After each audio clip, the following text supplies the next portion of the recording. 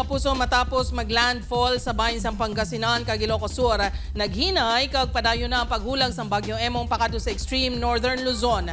Sa 2 p.m. latest bulletin sa Pag-asa, ulihin na si platan ng sentro sa Bagyo Emong sa coastal waters sang Kalayan, Cagayan. Subong nga hapon ukon gabi, posible maglabay malapit sa Babuyan ukon Batanes Islands. Suno sa Pag-asa, mahimo buwas sa aga makagwa na ini sa PAR. Kumpara kahapon kagkainan sang aga, nabuhina ng mga lugar nga yara sa idalom sang wind signal. Signal number 2 kag number 1 na lang inaapang pwede pa magbago sa mga masunod nga inoras kung magpagwa sang bago nga bulletin ang Pag-asa.